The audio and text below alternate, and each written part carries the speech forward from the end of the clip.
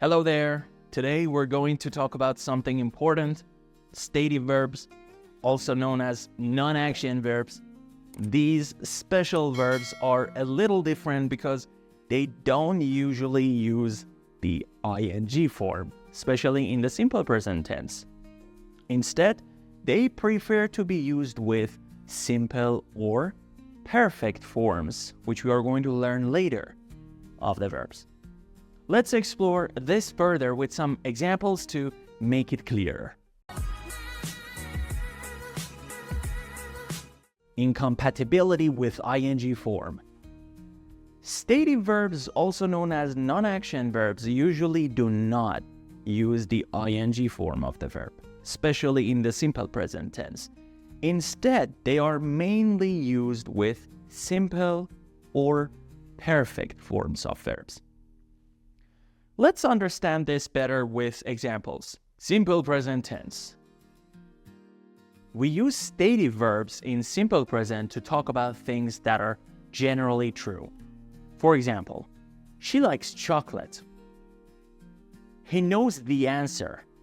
Present continuous form.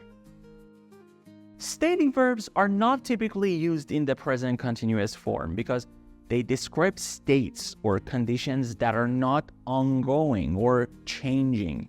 For example, she's liking chocolate is incorrect. You should say she likes chocolate because it's not ongoing. Or he's knowing the answer is incorrect because it's not an ongoing action.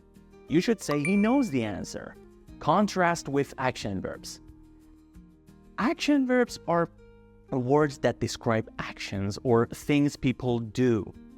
They show actions that are happening or can happen. For example, I run every morning. Stative verbs, also called non-action verbs, describe states or conditions rather than actions. They express how someone feels, thinks, or is generally. These verbs are not usually used to show ongoing actions. For example, I like ice cream. So that's all about stative verbs. Remember, they describe things like feelings or thoughts, not actions.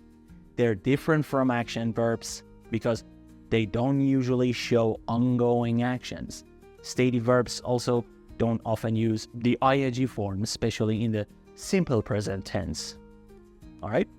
Now, if you have any questions or want to practice more, just ask and also drop your own sentences in the practice bar. Next time, we'll explore verbs that can be both stative and action, depending on the situation. See you in the next video.